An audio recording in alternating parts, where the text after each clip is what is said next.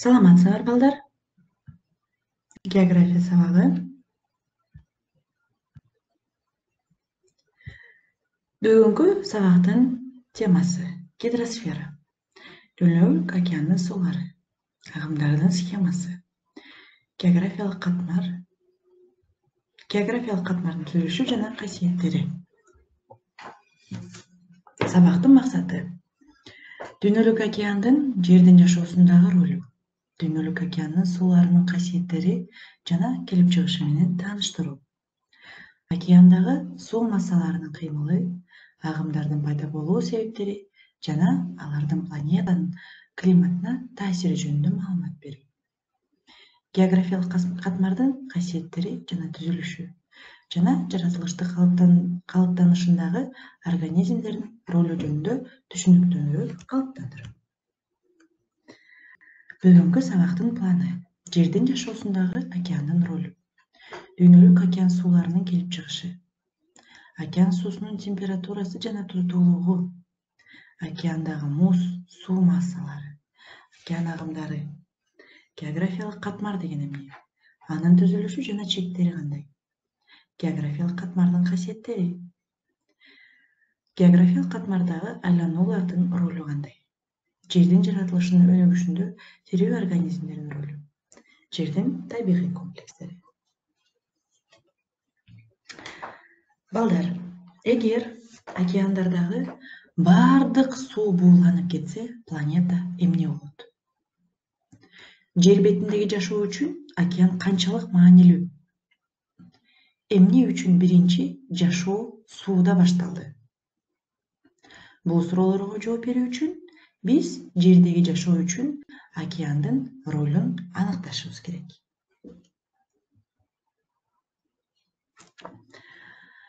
Демек, океан планетаны жылытат.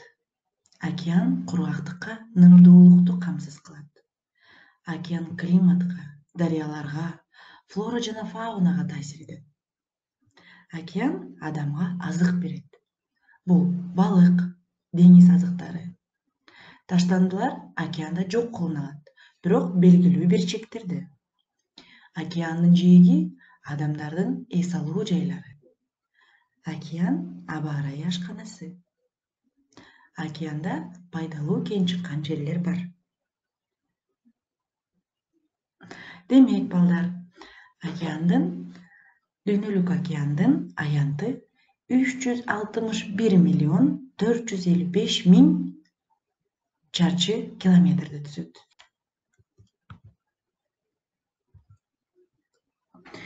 Океан жердин туташ суу катмары. Гидросферанын басымдуу бөлүгүн 94%-ын жана жер бетинин 70,8%-ын ээлейт. Азыркы кездеги маалыматтар боюнча, океан суусу мантия заттарынын бөлүгү анын үстү жагынан акырындык менен ажыраган.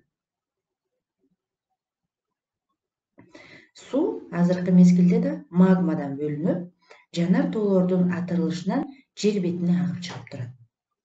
Мындай процесстерди геосинклиналдык зоналардан көп учуратууга болот. Суунун дагы бир бөлүгү космостон келет. Бул маселе илим тарабынан али толук чечиле элек. Демек, жер өмүрүндөгү океандын ролу. Атмосферага чогулган жылуулук берип, нымдуулук менен камсыз кылат.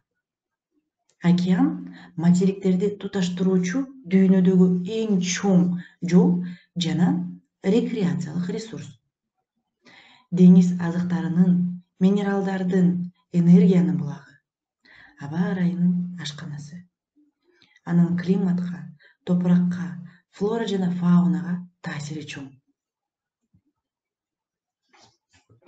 Океандар бири-биринен материктер менен бөлүнүп, кысыктар менен байланышкан.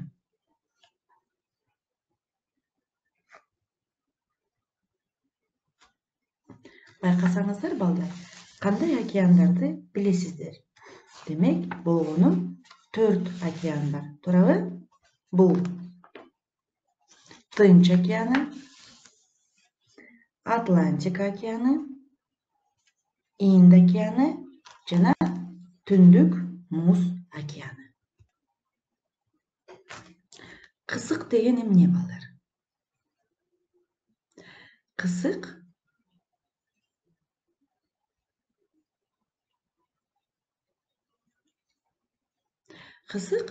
океандар менен деңиздерди байланыштырган кууш суулар. Кысык деңиз же көлдөрдүн бири-бирине туташтырып туруучу көл. Деңиздердеги булуңдарды негизги суу алыбынан бөлүп турган салыштырмалуу ички суу мейкиндиги. Дүйнөдөгү эң узун кысык бул Мозамбик кызыгы. Узундугу 1760 километрге жетет. Эң жазы кысык бул Дрейктин кысыгы. 1120 километрге жетет. Булуң бул океандын же деңиздин кургактыктын түпкүрүнө кирип кеткен бөлүгү.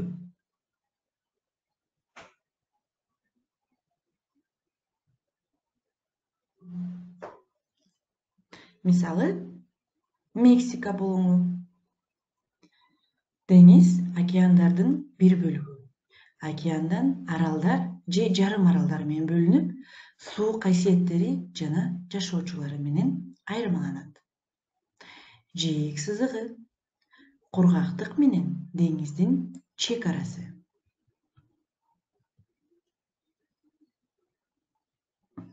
Океан суусунун температурасы. Демек балдар, биз билебиз, кургактык бат ысыйт, жылуулукту бат берет. Ал эми океан жай ысыйт жана жылуулукту көпкө чейин сактайт. Жыйынтыгында океан бул жылуулуктун аккумулятору деп атасак да болот. Океан сууларына дээрлик бардык химикалык заттардын эритимдери бар. Анда туздар, газдар, организмдин тиричилик аракетинен пайда болгон органикалык заттар кездешет. Эрибеген заттардын бөлүкчөлөрүн да жолуктурууга болот. Океан суусунда туздардын концентрациясы орто эсеп менен 35 грамм литрге жетет.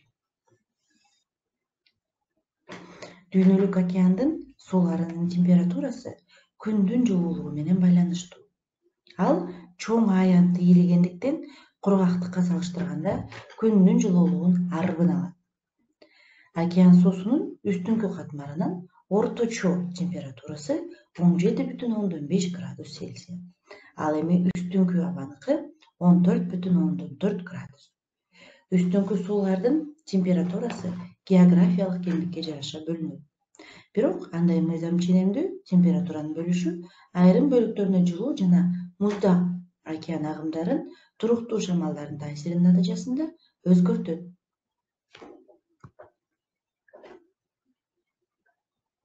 Океанда муз -2 градуста пайда болот. Бир жылдык, көп жылдык, калкып жүрүүчү жана сүзүп жүрүүчү муздардын түрлөрү кездешет. Балдар, айсбергди сиздер менен көп укканбыз, Муз суунун катуу абалы. Аморфтук жана кристалдык болуп бөлүнөт. Жер бетиндеги муздун көлөмү 30 миллион куб километр. Алардын көбү уюлдук аймактарда орун алган. Антарктида муздун калыңдыгы 4000 километрге жетет. 4 километрге жетет. Океандын туздуу суусунун тоңуу температурасы тузсуз суунукуна караганда 1-2 градуска төмөн. Суунган кезде туздуу суунун тыгыздыгы артат. Ошондуктан анын үстүңкү катмары оор болуп калып, төмөн карай чөгөт. Тетирисинче, океандын үстүнүн бетине суунун жылуулук катмары урушот. Мына ушуга байланыштуу дүйнөлүк океандын суулары кышы узак созулуучу өтө суук арктикалык жана антарктикалык кеңдиктерге гана тоңуп, муздарды пайда кылат. Мелүүн алкактардан орун алган тайыз деңиздер да тонот. Жалпысынан океандын бетине 15%га жакын гана муз капталып турат. Дүйнөлүк океандын музу кургактык менен тутумдаш жатса кыймылсыз, анда четтеген сайын калкып жүрүүчү, дрейфтелүүчү мууздар болушат. Ушуга байланыштуу көп жылдык жана бир жылдык муздар түзүлөт. Кургактыктагы мөңгүлөрдүн ыкталып басылып өсүшүнө жараша алардын чоң сыныктары океан сууларына түшүп, калкып сүзүп жүрөт. Булардын ири сыныктары айсбергдер деп аталат. Айсбергдердин негизги массасы 80–90% суу астында болот. Суу үстүнөн аларды салыштырмалуу кичине жана урчуктарын көрүүгө болот. Узундугу жана туурасы бир нече километрге жетет.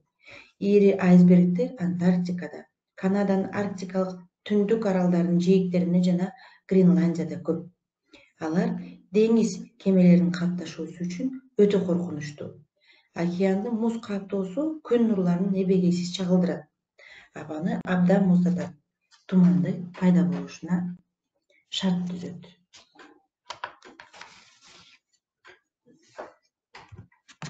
Суунун туздуулугу эмнеден көз каранды?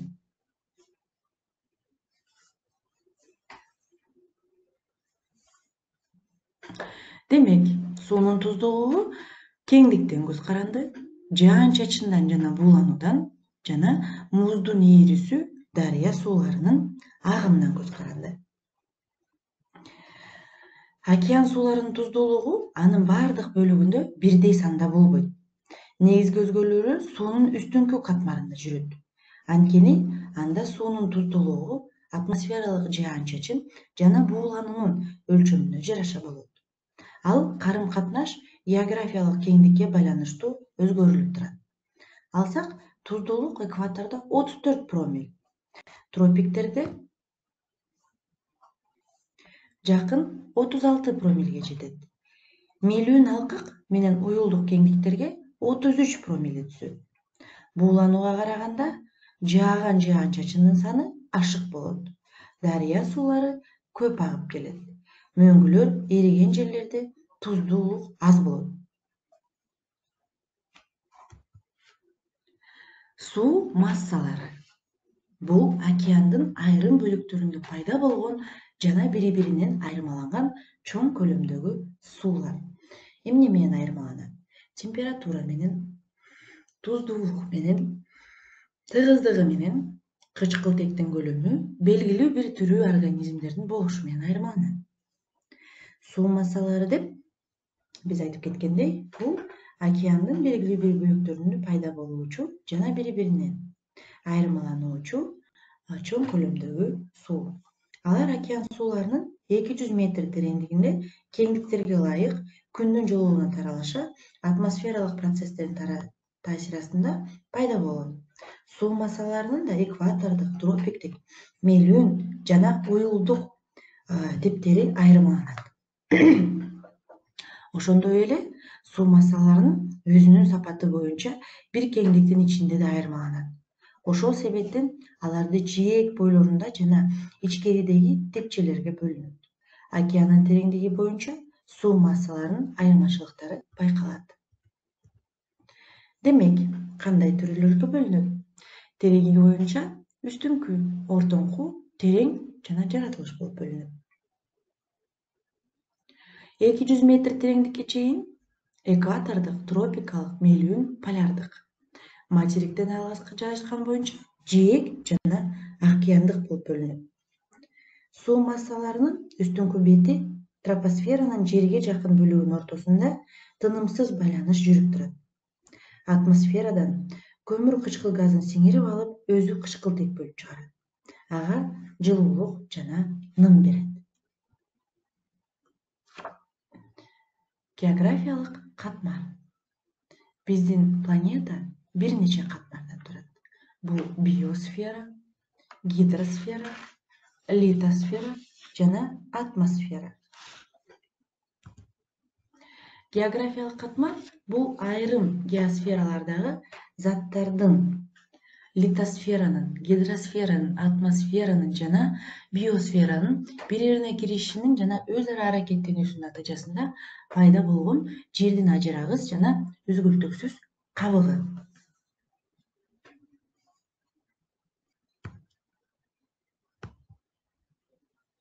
Литосферанын үстүңкү бөлүктөрүнүн бүткүл гидросфера, биосфера жана атмосферанын төмөнкү каткарлары менен өз ара байланышта аракеттенип турган жери географиялык кабык деп аталат. Жер катмарынын ортосунда татаал өз ара аракеттенүү жана зат алмашуу жана зат энергиянын үзгүлтүксүз алмашуусу жүрөт. Демек, географиялык кабыктын төмөнкү жана жогорку чек аралары шарттуу бөлүнөт. Анын калыңдыгы орто эсеби менен 55 километрди түзөт. Курамдык бөлүктөрү атмосфера, литосфера, гидросфера жана биосфера. Мисалы, биз айтып кеткендей, алардын ортосунда өз ара байланышта аракеттер тынымсыз жүрүп жүрөт. Алсак, аба менен суу тоотектердин жаракаларына кирип, талкалоо процесстерине катышат. Натыйжада тоотектердин курамы менен касиеттери өзгөрөт.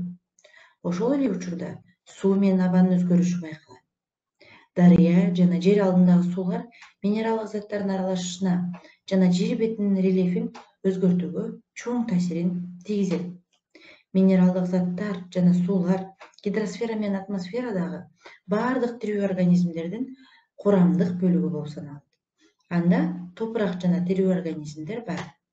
Күн энергиясы органикалык эмес заттардан органикалык дүйнөнү жаратат.